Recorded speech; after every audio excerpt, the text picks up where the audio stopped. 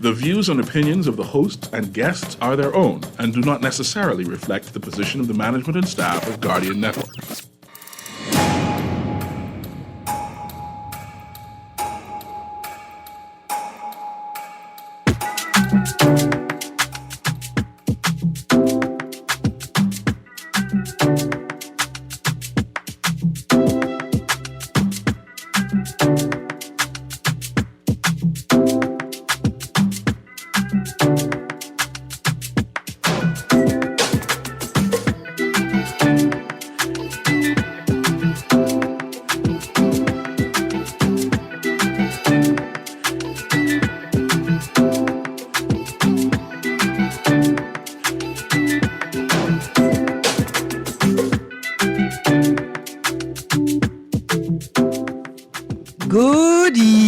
This morning, and welcome back to Guardian Radio 96.9 FM, your station for fresh news, smart talk all day. It is Monday, the 24th of April, 2023, and you are on the clock with Erin Greene.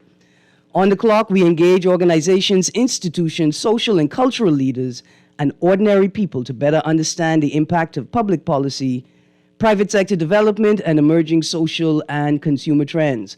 On the clock, we have conversations that help us understand and navigate a rapidly changing Bahamas. Welcome back from a long weekend. Not a holiday weekend, but a long weekend nonetheless. I want to say congratulations to the Bearing Point Community Development Association on what I am being told was a successful first. I can hear an echo, producer. Okay. On the first Bearing Point Fish Fry Festival. I heard it was a wonderful time. I'm going to talk about it hopefully later this week. I want to get the organizers on board for a discussion. And I'm glad that it was successful, especially considering that this weekend was also the weekend of the National Family Island Regatta, which is held in Exuma, right? And concerned about the dynamics and the people who would be leaving Andros to go to Exuma. But it was a success, and it's a great idea because everybody can make it to Exuma for the National Regatta. And so it's great to sort of like have almost satellite events, even though it's focused solely, on the community it's for the economic and social development and cultural development of that particular community.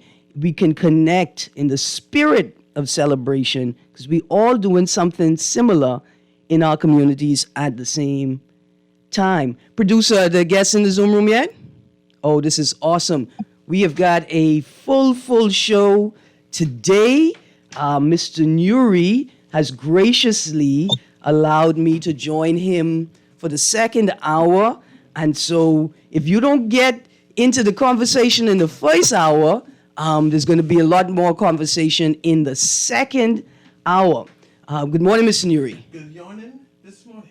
Good to see you. And the humor is, I was waiting downstairs for your guests. Not knowing that they're coming in on Zoom. My apologies. But we're glad to have them. Monday is normally a What's in the News day. So today we're talking about what's in the news. What's been in the news for a long time, I think. An issue we have been forced to acknowledge, if not address, in multiple forms, from the escalation of reports of violence against women, femicide, rape, statutory rape, domestic violence, intimate partner violence, child sex abuse, violence against women, and the state's response. Now, as a host, I have an obligation to not create a less safe environment for others by allowing or engaging in myself reckless, hateful, or harmful speech. We're going to talk about some heavy subjects this morning. I don't want to restrict anybody's access to the conversation, but I am going to caution the audience, when you engage, right, remember that we're talking about matters that are before the police. We're talking about matters and maybe potentially before the courts. We're talking about things like rape, which 1 in 3 women experience in their lifetime, right? Rape and sexual assault. We're talking about statutory rape and child rape. So we're talking about young people who should not be engaging in sex, young people who are being engaged by people well outside of their age range, who should not be engaging them, period. So let us remember, we can have these conversations. In fact, we are obligated as community members, as citizens, to have these conversations. But let us not be reckless, let us not be hateful, and let us not engage in, share, or encourage harmful speech. Also, we're not trying to get charged. We're not trying to thwart justice for others. So, joining us for the first part of this discussion are two participants from the documentary Two-Faced Gender Equality in the Bahamas. And that documentary, we had a sneak peek of it last weekend. And that documentary is airing this week. So our guests this morning, Cindy Gaudette and Ed Fields, how are you? Hi, Erin. Hi, good morning. How you do? Still there? Yes. Okay, I'm great. here. Hi, Erin. Thank you for having me. Awesome. Mr. Fields? Well, hopefully he will rejoin us in a second.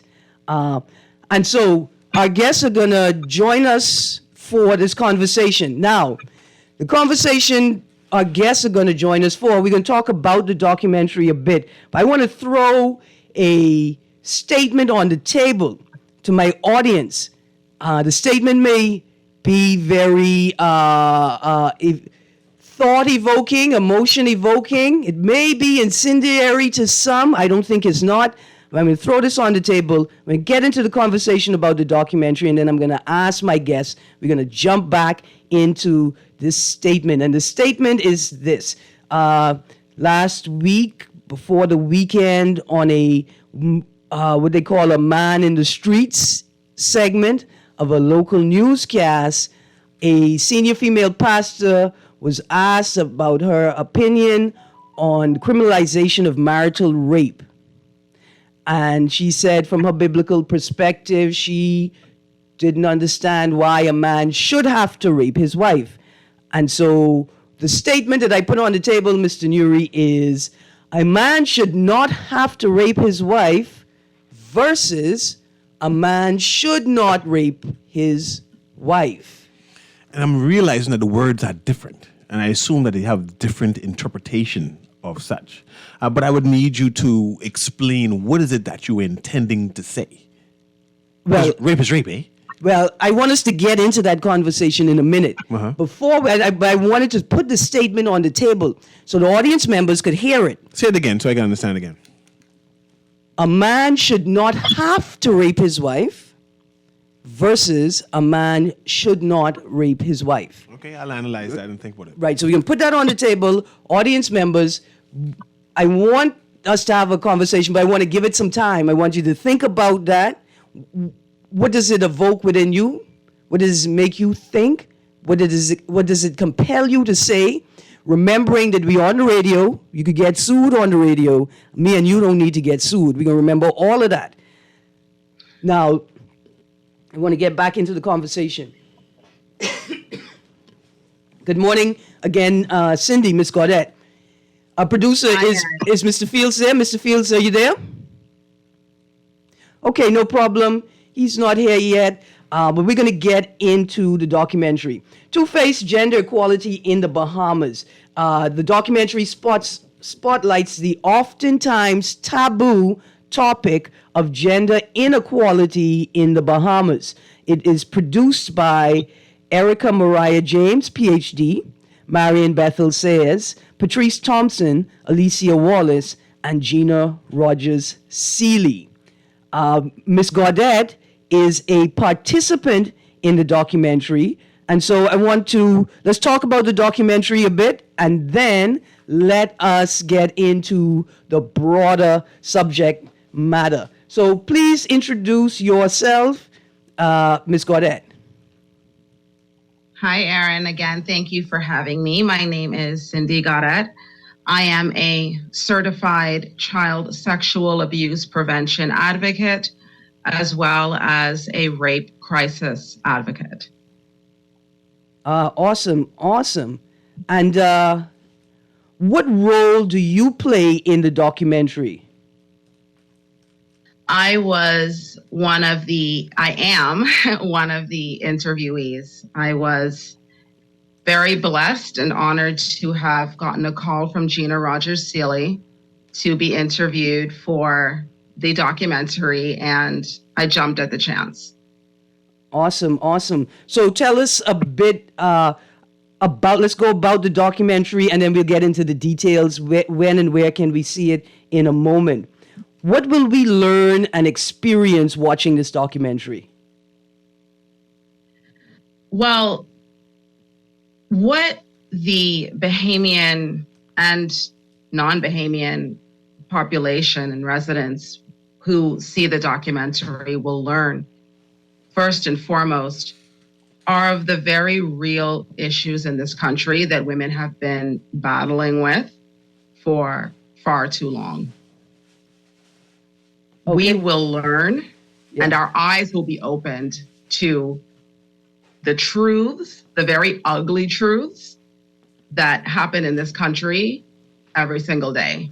And a real light is being shed on these issues that have been swept under the rug forever in this country, issues that are not spoken of enough, issues that are not brought to the forefront in regards to policy enough. Mm-hmm.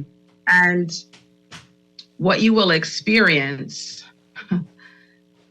you'll experience the journey of those of us who were interviewees in the documentary, and our experiences, the traumas that we had to endure, and where we are today, and why we decided to be a part of this very important project, and what we're fighting for, and what we're continuing to fight for today. Absolutely. Now, do you talk about your work as a child advocate, or do you talk about your experience as a survivor? I actually speak about both. Okay. Yeah, I speak about primarily my history and growing up being a survivor of child sexual abuse. And then I also speak about my work as well. Okay, awesome. And so, are you the only participant in the documentary that talks about their personal experience? No. There are a few others. There are two other women that speak about their personal experiences with sexual abuse, violence. Yes, not just me. All right, awesome.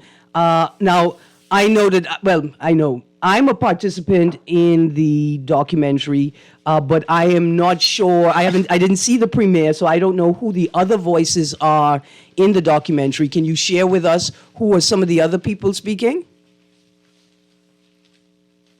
One of the other women that I know personally, her name is Levita Thurston. She has a very powerful, very empowering story of growing up in a very abusive environment. Her story is heartbreaking, but she's a very powerful woman, a very loving woman. And she is a survivor for sure. And she fights for survivors every day, giving survivors a safe space to tell their truth. There is another lady as well who speaks about her survival through sexual abuse her name right now escapes me. I apologize for that. But she's also a very, very strong, very powerful woman, very brave as well. Awesome. I mean, awesome that we get to experience that, right? And that they're willing to share with us, the general public, about their experiences. Now, Ed Fields, we're waiting for Ed Fields to join us. I think he's also a participant in the documentary, and I know that Dr. Ian Strawn is a participant as well. Are they the only two men that speak in the documentary? I am not sure if there are any other men that are participants in the documentary. I didn't meet everyone that participated in the documentary because filming took place at different times. Okay. All right. And you're not based in New Providence, right? No, I'm in Grand Bahama. Good, because I was going to row you for not coming to the studio, but I'm glad that technology allows us to connect in this way. I guess I got a question for the technical team, and some questions for the technical team. Like, I want to know, I know the documentary is premiering this Wednesday. That's Wednesday, the 26th of April at Fusion Superplex at 7 p.m., right?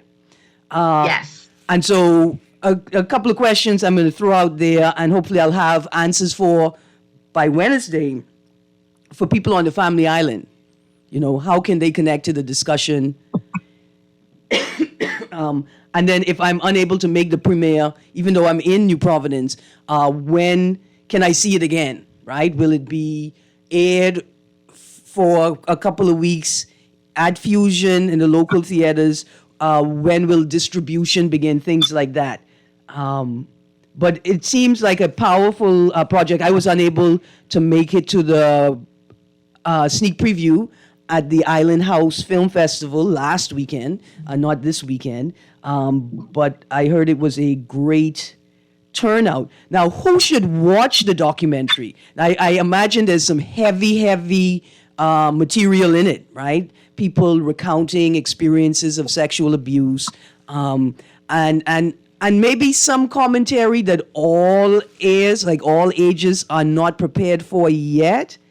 Who should watch the documentary? Well, before I answer that question, Erin, I do have the name of the other interviewee that I spoke of. Her name is Devontae McCartney. She's from Eleuthera, who also shares her survival story of sexual abuse. And as for who should watch the documentary, yes, of course, it is full of very adult, very serious stories. And so it is not suitable for young children. Every Bahamian and every resident in this country who is of age should see this documentary for sure. And we should keep seeing it over and over and sharing what we've seen and what we've learned, because these issues these very real experiences and encounters that happen in this country, they're not going away. Mm-hmm. And unfortunately, we have fostered a very strong culture of silence in this country. And so with this documentary, it definitely combats that culture of silence, which is what I appreciate about it so much. And so every single person in this country of age should see it, definitely. Absolutely. Thank you so much. So listen, I'm waiting for Ed Fields. I think he's trying to join the conversation right now, and I'd love for him to join because it would be great to get the perspective of a male voice in the community. Hi, Erin. This is Ed. Good morning, sir. How are you doing? Good, and yourself? I am good, thank you. Please introduce yourself for those of us that don't know who you are. Well, my name is Ed Fields, and I think most people probably would know me from having been on the radio for many, many years. Yes. And stating my views as fluently as I possibly can, as well as candidly as I could, I should say. Yeah, absolutely. So what role do you play in the project? Well, I think I'm an unlikely participant in that. I think Gina Rogers, who, is the producer of this program, had reached out to Sandra Dean Patterson. And Sandra and I had an association over many, many years where I had participated and assisted her with some of her efforts with the Crisis Center. So, as a friend of mine over the many years, she and I had shared many a conversation on the issue. So I think that's how I got, I'm probably the least expert of all the people who were in the documentary, but Gina thought she would be interested in my perspective. Absolutely. I have a question for both of you, but let's start with you, Ed. How do you experience, and how do you experience or observe gender inequality, like in your personal sphere or in your professional life? Well, I suppose, Erin, I may not, in complete honesty, it may be a scenario where I'm not even really cognizant of it. On a daily basis. But I think where it really is highlighted for me is the issue of gender equality when it comes to citizenship and the issue of passing on citizenship to children and the inequality that is essentially embedded into our Constitution on the issue. So that was really my thing. And then, of course, just the general kind of narrowness that we have in our society when it comes to things, quote unquote, outside the norm, right? So, their attitude toward gender equality, their attitude toward homosexuality, their attitude toward all sorts of things. That's where I see this kind of intolerance. And it's kind of really confusing and a source of befuddlement to me. Absolutely. Cindy? Well, my experiences with gender inequality or gender violence, rather, not only my being a survivor of childhood sexual abuse and also sexual assault as an adult, but on almost a daily basis, I am a victim of catcalling, and it's downright sickening. But not just me. So many women that I know experience that level of verbal harassment on a daily or semi-daily basis. And then, of course, in my work as an advocate, I cannot begin to tell you the number of women that I have spoken to over the years who have been raped or sexually assaulted or have had endured domestic violence in their relationships, sexual abuse in the church, many, many instances of sexual abuse in the church, all of which were covered up by the church. And again, with my own personal experience of experiencing harassment in the church as well. And so those are my experiences that every single day I fight to shed light on and fighting to really get rid of that sickening culture in this country. Absolutely. Thank you very much. Before we sort of transition into into questions around gender equality in the Bahamas, I want to reference two articles I found in preparation for this discussion. The first is Outstanding Bahamian Women Honored, and that article is from the 21st of April, 2023. And it reads, 9 outstanding Bahamian women were honored by the presidents of the Bahamas State Association of Elks of the World, Grand Temple Officers Boosters Club. Honorees included Head of the Office of the Spouse, Anne Marie Davis, First Female Attorney General and Member of Parliament, Janet Boswick, Former Deputy Prime Minister, Cynthia Mother Pratt, Minister of Education, Glenys Hannah Martin, the first woman registered to vote, Ruby Ann Darling, Former Minister of Social Services, Melanie Griffin, First Female Speaker of the House of Assembly, Talia Johnson, and former Head of the Women's Bureau and Permanent Secretary, Fedra ramming Turnquest. The second article I want to read is Groups Decry Gender-Based Violence, also from the 21st of April, 2023. Just a quick excerpt. The Office of the Spouse of the Prime Minister, the Bahamas Crisis Center, and Caribbean Women in Leadership, that's Civil, Bahamas National Chapter, are once again decrying gender-based violence after recent reported incidents involving violence against women and girls. And so I read those two articles to sort of reference. We have very powerful women in this country. We have women who have assumed almost the highest office. I mean, we've had a woman governor general that technically is supposed to be the highest office in the land. And I mean, women have excelled in this country, have displayed their capacity for leadership, right? And we have very powerful women's organizations, and we have organizations with a lot of power that also focus on women's issues, right? The Office of the Spouse of the Prime Minister, the Bahamas Crisis Center, and Civil, Caribbean Women in Leadership, which is a political centered organization focusing on women in politics and women in policy creation. And so the question I want to put on the table is, after acknowledging the capacity of women in the country, that we seem to be incapable of providing real solutions and real resources, right, to eradicate or respond proportionately to the scourge of violence against women and girls and children and sexual violence generally. And so I throw that out there and ask you guys a couple of questions. Are women also perpetuating the problem? And how is it that we have all of these powerful women, but we can't seem to put real sustainable solutions in place and create sustainable mechanisms and institutions and entities to support women and to support those who work for the eradication of violence?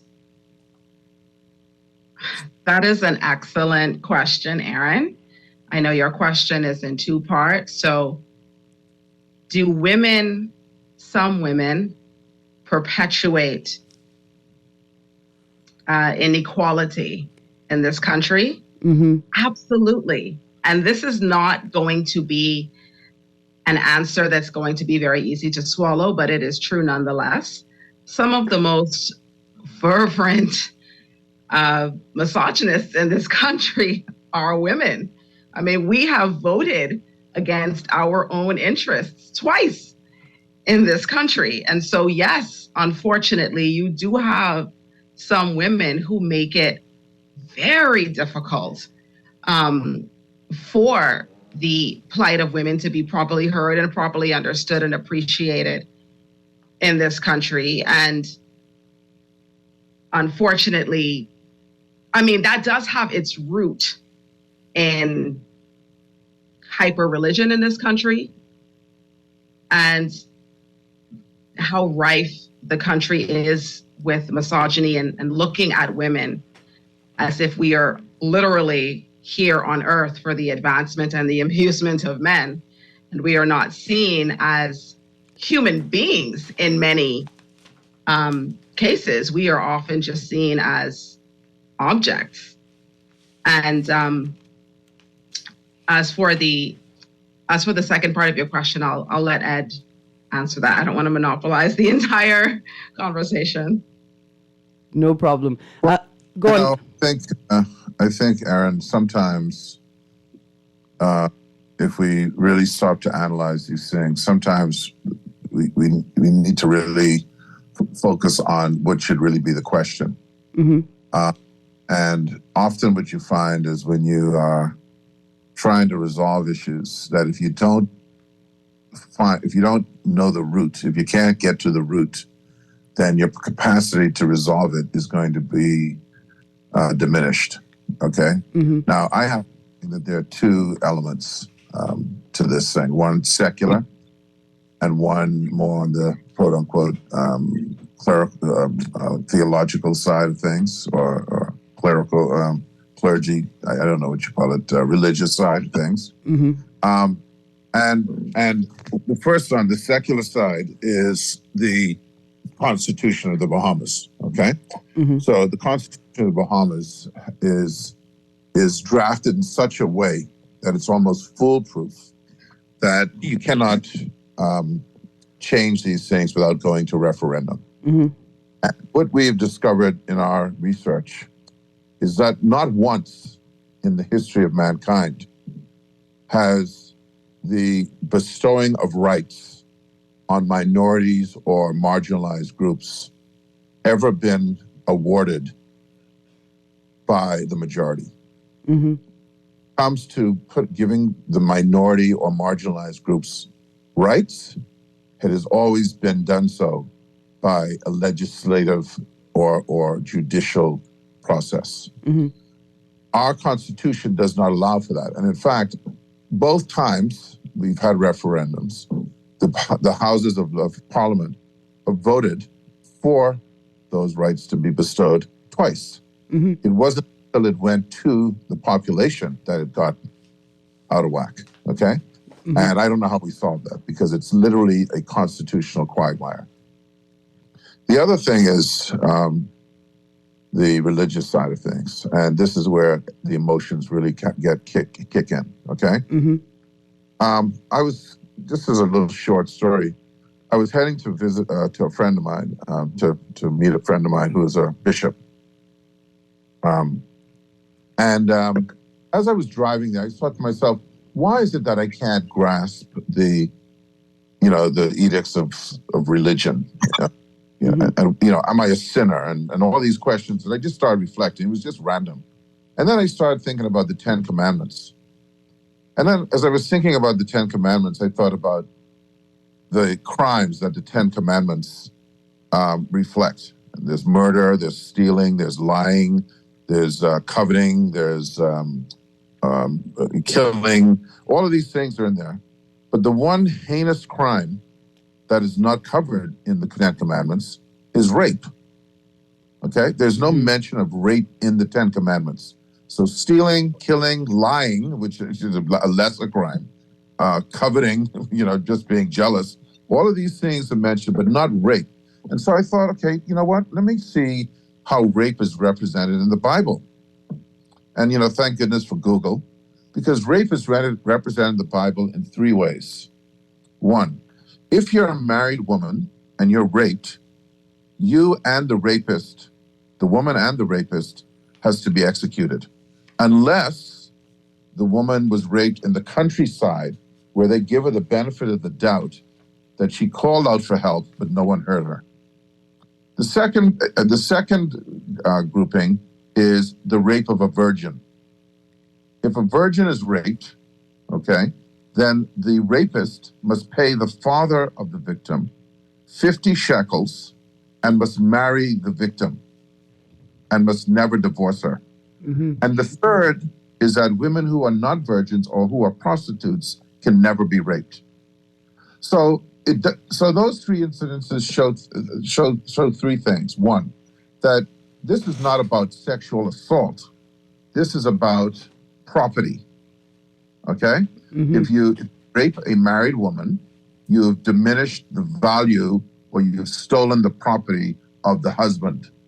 If you rape a virgin who is not married, then you've diminished the value to her father. There's nothing about sexual assault and victimhood. So when you talk about, women being misogynist and men the bottom line is that it is so embedded into our social fabric that essentially women are property.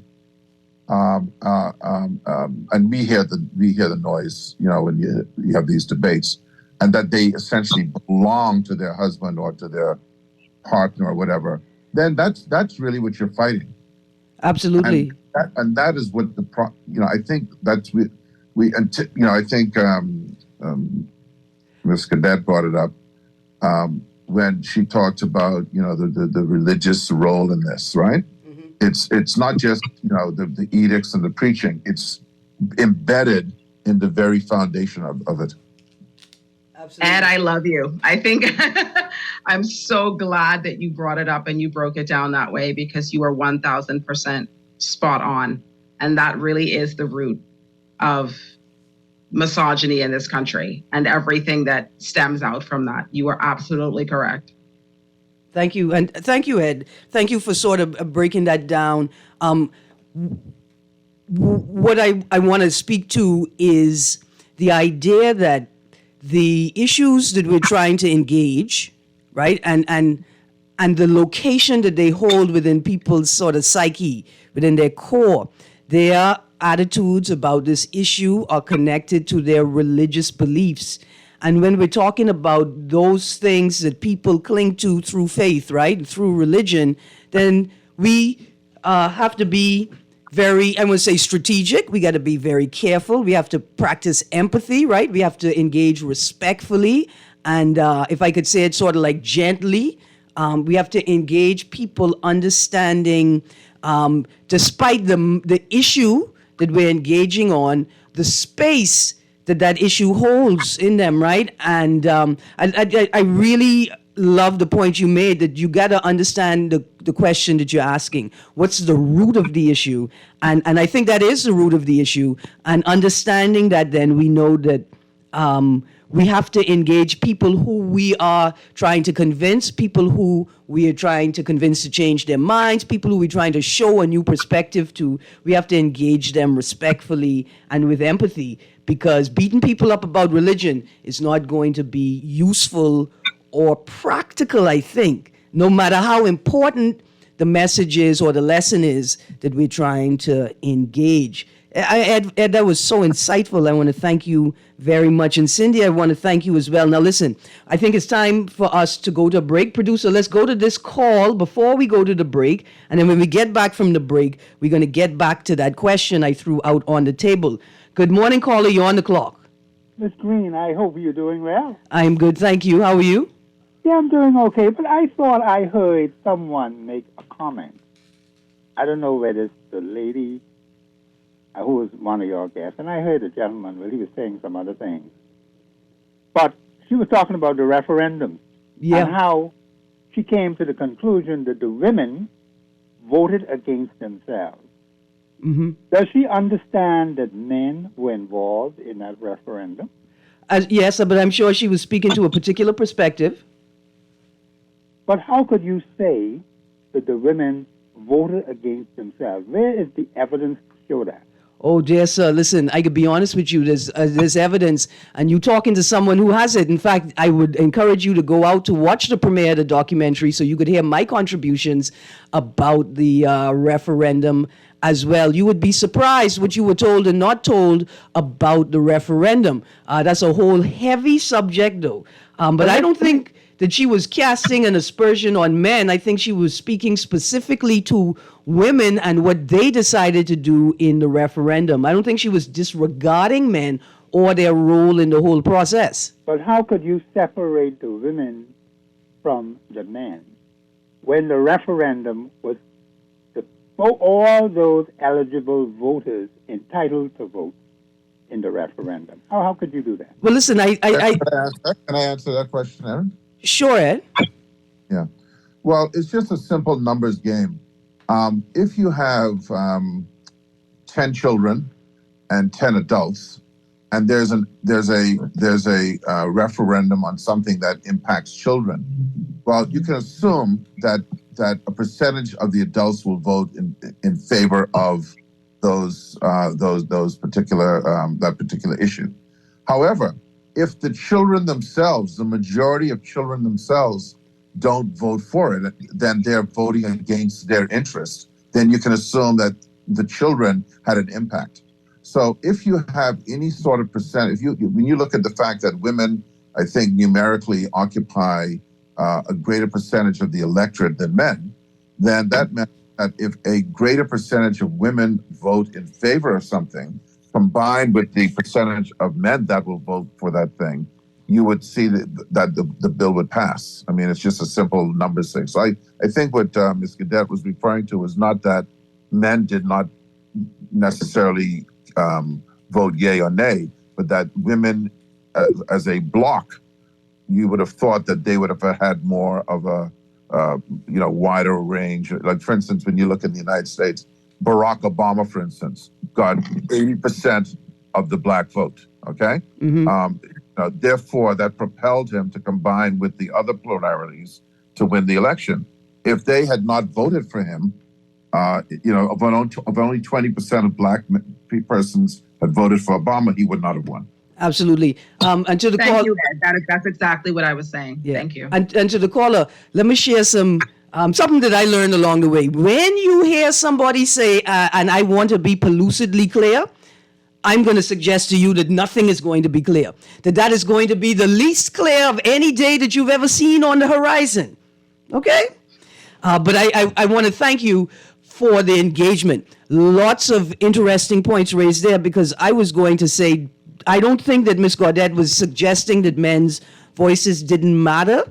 I don't think that Ms. Gaudette's comments suggest that men were going to do the wrong thing, right? I don't think it suggests that men in their hearts set out to do a bad thing. None of that. But thank you very much for the engagement.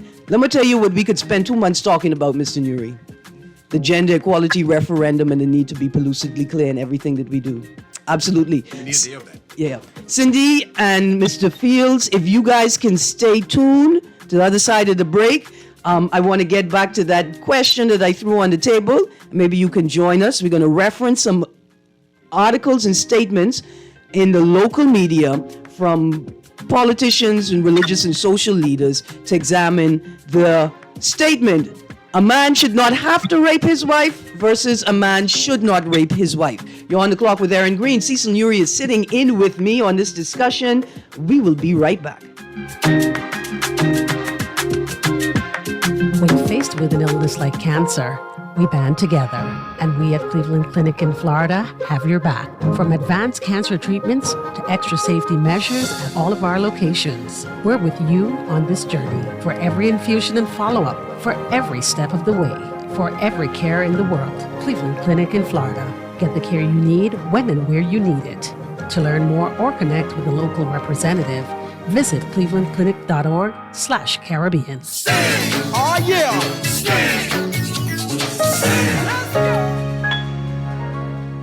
Tired of paying too many bills and loan payments each month? Shrink your monthly debt payments down to one easy payment with our debt consolidation loan. It also has a built-in savings that pays you 5% interest. Inquire about our debt consolidation loans today.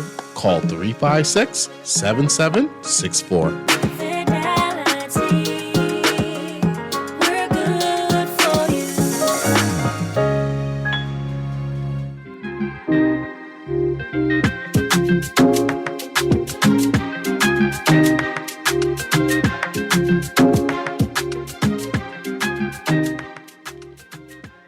Good morning and welcome back. You're on the clock with Erin Greene. To the people that have called in, I'm opening up the phone lines now. Like I said, if you don't get in on this half of the hour, we're going to continue talking about this in the next hour. The numbers to call, 323-6232. That's 323-6232. 325-4316. That's 325-4316. And 325-4259. 325-4259. For our people not in New Providence, but throughout the Bahamas, we got a new toll-free number. That means free to call from Grand Bahama and the Family Islands, 242-300-5720. Now, I'm going to read a text. I'm not going to read all of the texts. Some of your texts require a whole show just to respond to what you have said and to ask the question of why you would say it at this point in time. But this text I want to read. Good morning. What is your intention? What is your end game? Why are you so stuck on this topic? Haven't you heard the headline about what happened on the weekend? Why not that topic? Why not that topic? You had a mom lost 2 sons and a couple shooting as well as murders. We have real issues to deal with and focus on. Murada done, you guys. I hope that's not a curse word. selfish agendas. Come on, focus on life 100%, because what you all are trying to accomplish will not happen, not in our religious islands. Well, dear texter, you have compelled me to respond to you this morning. First of all, it is April. April is Sexual Assault Awareness Month, and I have been remiss. I have not spent sufficient time talking about sexual assault awareness, rape culture, the ways in which we perpetuate rape culture in this country. In fact, I have not spoken about it all of the month of April, but thank you for reminding me of that. Second of all, stuck on what topic? The documentary Two-Face, Gender Equality in the Bahamas. It's the first time that I'm speaking about it, but I'm glad that you're aware of it. Dear Mr. Nuri, thank you for reminding me that I got callers, texter. I can't respond to you right now. Good morning, caller. You're on the clock. Hi, good morning. Good morning. How are you? I'm okay, and you? I'm good, thank you. Great. I have a comment on what your guest gentleman spoke about. Rape is not included in the Ten Commandments. Yes, sir. Okay. There is one of the commandments that says thou shalt not commit adultery. Mm-hmm. And what he has to try to find out is what is adultery. You see, there's a lot of things. There's a lot of excuse me. A lot of things that comes under adultery. And adultery basically is anything that is sexually immoral. Say that again. Anything that is sexually immoral. Ah. And so it is sexually immoral for someone to rape somebody. It is sexually immoral for someone to lie with an animal, with bestiality. It is sexually immoral for homosexuality. I mean, we could argue on that one, but go on. Yeah, no. All these things are under adultery. So when he says that rape is not included in the Ten Commandments, it's there. It comes under adultery. Thank you. And adultery is anything that is sexually immoral. All right, thank you. Thank you for that contribution. Aaron, could I respond to that? Sure. If you don't mind? Quickly. Okay. Yeah.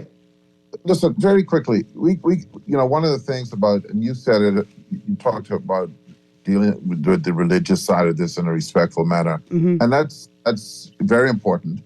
But I think those who oppose the perspectives come under a lot of pressure, because it is one of ostracization almost. But having said that, why is rape under something? Why is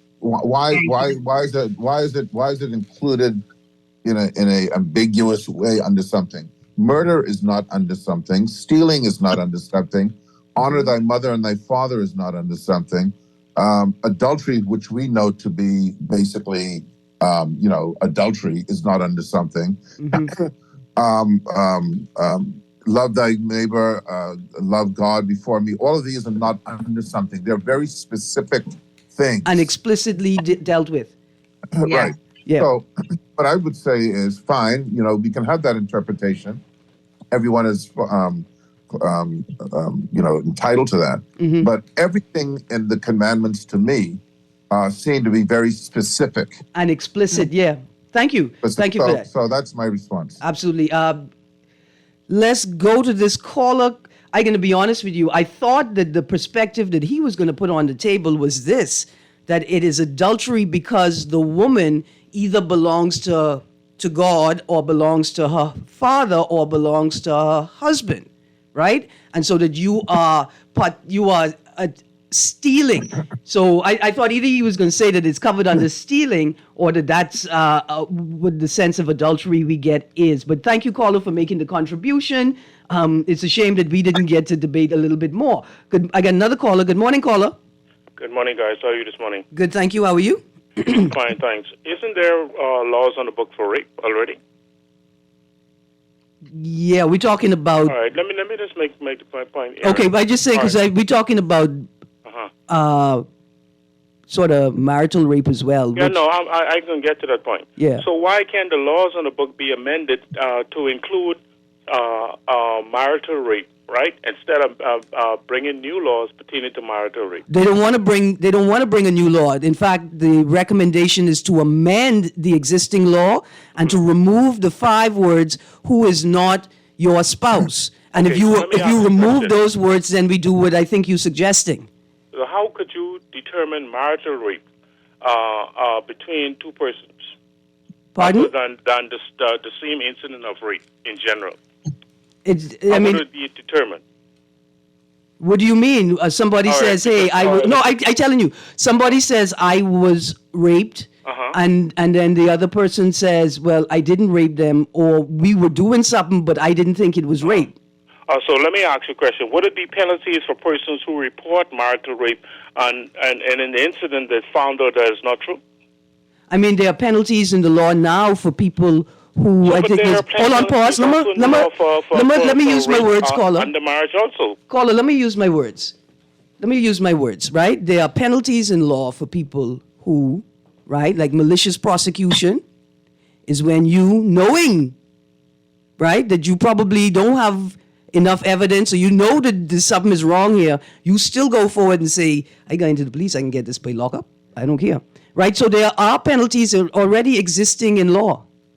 I want to be very respectful with you, caller, and I'm going to say this. You know, the Eugene DePuge Law School has a legal aid clinic. And if you have questions about the law and how it operates, but you can't afford to hire a lawyer just to answer some questions that you have, although these seem to be very important questions, and I want to say to men and women, adults in particular, like if you have a question about the boundaries in a intimate relationship, and like if you have a question about how far you could go talk to a lawyer first. Do that. I'm highly recommending it. Good morning, caller. You're on the clock. I lost you, caller. Good morning, caller. You're on the clock. Good morning, Erin. How you doing? Good, thank you. Good. I want to quickly get in there. I share a different view. One, I don't believe in. So what happens when a wife then goes to court? Now she's a wife. That means they're married. They live in the same home. Mm-hmm. So she decides to take her husband, and not vice versa. Because I don't know if there's a reference for the man being raped. There is. I'm assuming. Hold on. There is. This is gender neutral. This law will protect men from female spouses who disregard their bodily autonomy, and it will protect women from male spouses that disregard their bodily autonomy. Okay, because the original one that they had put out before spoke about penetration. Women don't penetrate men. Women can. Hold on. Stop. Pause. You're saying something very dangerous. Men can be raped. Men can be penetrated. Men have been raped, and they've been raped by being penetrated with objects. Just because a woman does not have a male member to do the penetrating doesn't mean that she cannot penetrate. Remember, the law says you can penetrate with an object. You can touch with an object. It is possible to rape a man, and stop telling people that it's not possible. You have a whole bunch of men out here who unfortunately have experienced things, and y'all will not allow them to declare what they are. Let's go to the next caller. Good morning, caller. You are on the clock. Good morning, Erin. Good morning, Erin. Good morning, Mr. Weatherford. How are you? Watching the clock. You are 100% correct. I ain't too sure. I got to go play back the tape. I might have been raped this morning by my wife. But listen, don't. Whatever it was. Graham, I didn't tell you. Funny. That is not funny. Right. Dear audience, to have these types of conversations, for me and these other people to be able to go back and forth in the spirit of intellectual debate, right? Respecting other people's opinions no matter how we may feel about them. We cannot make jokes. Okay? In the next hour, we can talk a little bit more about how dangerous that is. Mr. Weatherford, I know that you weren't trying to be disgusting, but I'm going to ask you and everyone else to moderate, please. Please. I really want to have this conversation. You're on the clock.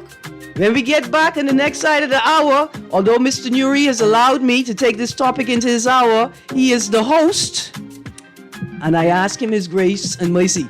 Cindy and Ed Fields, I want to say thank you very much for joining us this morning. If you can't stay for the second hour, which I assure you can't, Mr. Fields, I know you're busy. Thank you so much for joining us.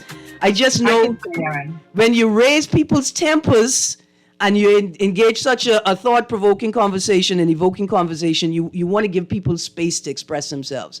And so thank you. See, this is our dilemma. This is one of the reasons why I kind of left the radio world. Until we get to a point where people can have a discussion civilly and prepare to listen. Yeah. I mean, the reality is when they talked about, well, can't you, this scenario in marital rape. Well, that scenario of ill reporting or falsely reporting exists in every crime. Mm-hmm. Yeah. Without a doubt. So, but we don't question that, do we? We don't question that. Absolutely. That exists in theft, in murder, and every crime. Thank you, Mr. Fields. I really got to go to the break. If you can stay, please stay tuned. If not, I really appreciate you joining. And you guys, remember, Wednesday, 7 p.m., Fusion Superplex, Two-Face, Gender Equality in the Bahamas. You can find tickets at Hoffers and Cable Beach, Sayers & Co. on number 10 Market Street, and at Fusion Superplex. Anyway, have a great day. Stay tuned. We'll be right back. This is Guardian Radio, 96.9 FM, Nassau, Bahamas.